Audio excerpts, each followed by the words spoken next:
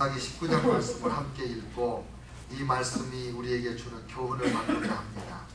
하나님 아버지, 어두운 이야기요, 슬픈 이야기요, 너무나 정말 추한 이야기인데 이 말씀 속에서 오늘 하나님이 우리에게 들려주시는 음성을 저희가 마음판에 깊이 새겨 들을 수 있도록, 그래서 우리의 삶에 하나님의 진노와 하나님의 그 무서운 심판을 면할 수 있도록 은혜 주시기를 간절히 원합니다. 예수 그리스도의 이름으로 기도합니다. 아멘. 성경에는 음란과 강포와 더러운 것과 추한 것과 악한 것들은 너희 가운데 그 이름이라도 부르지 말라, 이는 성도에게 마땅한 바니라, 그런 말씀이 있어요.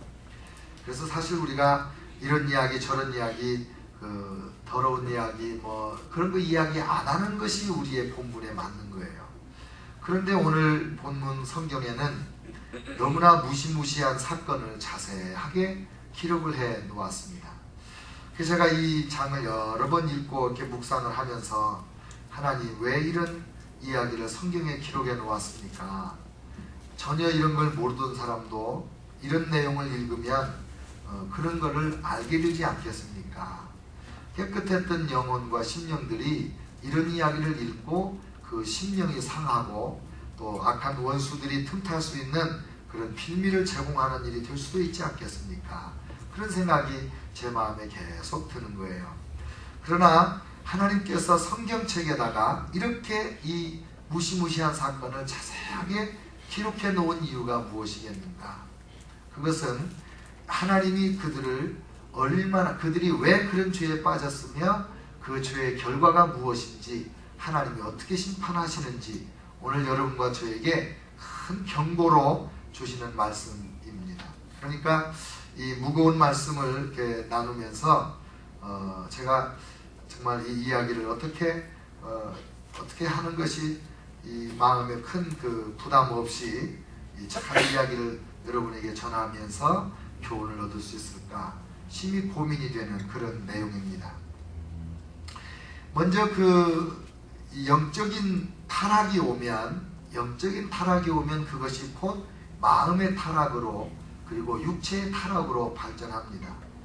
그래서 언제든지 우리가 하나님 앞에 성령을 소멸하고 나면 마음의 분노도 일어나고 짜증도 나고, 그리고 말이 거칠게 나가고, 그러다가 이제 그 상태가 좀 심해지면 주먹도 나가고 발도 나가고 눈도 옆으로 째려보고, 이런 그 영적인 타락이 마음의 타락으로, 그리고 육신의 타락으로 가는 거예요. 이 매일매일 생활에도 그래요.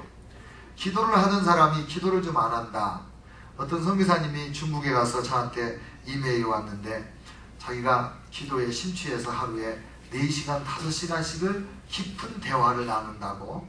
근데 어느 날 너무 바빠서 2시간밖에 깊은 대화를 못했더니 내 마음이 심히 비참해지는 것을 느꼈습니다.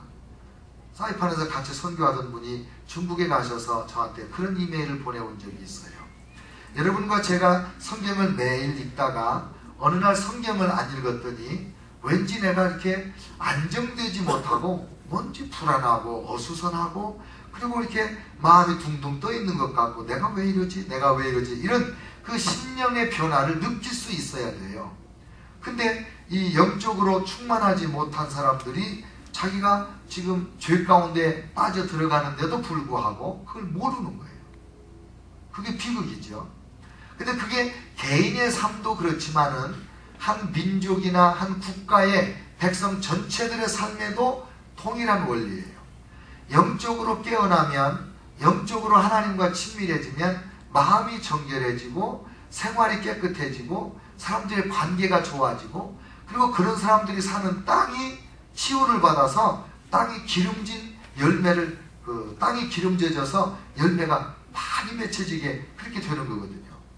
근데 이 국가도 이제 백성들이 타락하고 영적으로 하나님을 내몰라라 하면 그때부터 나라가 이제 점점 심각해지고 음란해지고 방탕해지고 그러는 거예요.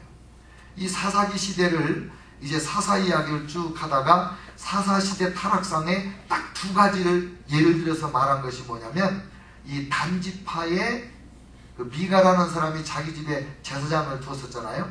그리고 그 단지파가 그 사람을 데려다가 자기 지파의 제사장을 삼고 자기 지파의 신전을 만들었잖아요. 그것이 하나님 앞에서 영적인 타락이에요. 아주 극치예요. 그랬더니 그 결과가 어떻게 됐다고 그랬어요? 단지파가 이스라엘 민족 가운데 없어져 버렸다고 그랬잖아요. 하나님의 징계와 심판을 받은 거예요. 신함으로 없어졌는데 언제부터 없어졌는지 모르게 됐어요. 지금도 유대인 가운데는 단지파가 없는 거죠. 그리고 두 번째가 오늘 19장부터 이제 끝장까지 나오는 이야기인데 윤리도덕의 타락이에요. 하나님은 영적인 타락을 한 단지파를 심판해서 그 지파가 완전히 이스라엘 가운데 없어지게 했고, 그리고 오늘 이 사건과 연관지어서 이제 일어나는 일이 뭐냐면 베냐민 지파 사람들의 그 음란함을 그리고 강포함을 말하는 거거든요. 그 결과 어떻게 되냐면 이제 20장에서 보면 베냐민 지파가 다 죽고 남자 600명 남았는데 부인을 얻어줄 수가 없을 만큼 맹세를 해서, 그러니까 이 영적인 타락한 지파도 하나님의 징계로 그 지파가 사라져버렸고, 윤리 도덕적으로 타락했던 이 베냐민 지파도 하나님의 징계와 심판으로 그 지파가 완전히 멸절될 뻔했어요. 600명 남았다니까요. 몇만 명이 다 죽어버리고. 그럼 오늘 이야기가 어떻게 시작되냐면 에브라임 지파 그 사는 지역에 레위 사람이 한 사람 살고 있습니다. 레위 사람들은 자기들이 땅을 따로 이렇게 분배받지 못하고 각 지파별로 레위 지파들이 이렇게 배속이 됐어요. 왜냐하면 거기 가서 영적인 지도자를 해야 되니까. 그래서 이제 이 레위 사람이 에브라임 지파 가운데 섞여 살고 있었는데 이 사람이 첩을 하나 얻었어요.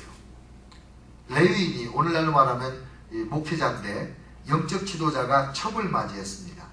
근데 그 첩이 또 행음을 했어요. 음란한 짓을 하고 이제 자기 친정으로 도망가 버렸어요.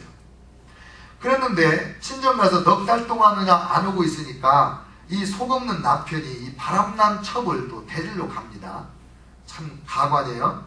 그래서 그 집에 이제 갔더니 그 여자에게 다정하게 말하고 이제 데려오려고 해요. 여보, 내가 다 용서할게. 눈 감아줄게.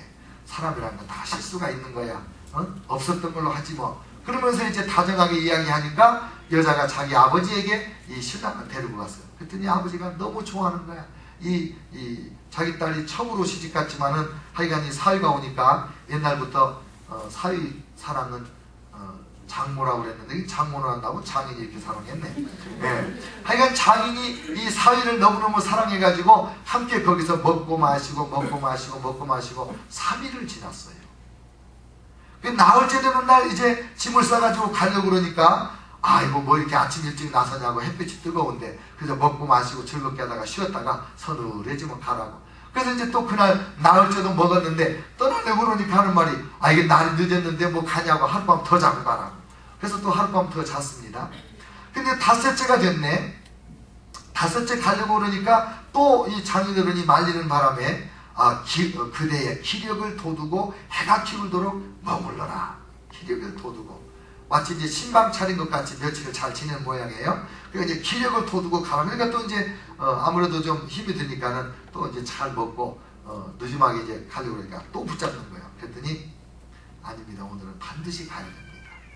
다 속사정이 있는 거예요. 그래서 이제 출발을 했어요. 출발을 했는데 너무 늦게 출발했기 때문에 아침 일찍 출발하면 하루만 가는 거리인 것 같아요. 나귀 타고 이렇게 가니까. 근데 그만 이제 해가 기울어 가지고 기부하라고 하는 동네로 들어갔습니다. 왜냐면 그 다른 여부스라는 지역도 있었는데 당시에는 이제 이방인이 살고 있어서 예루살렘이라는 동네인데 여부스가 그 이방인에게 가서는 안 되겠고 우리 같은 동족의 동네로 가자. 그래가지고 좀 더 가서 해질 때 기부하의 족속의 그 베냐민 족속에 속한 기부하 동네로 들어갔습니다. 근데 아무도 자기를 영접해주는 사람이 없는 거예요.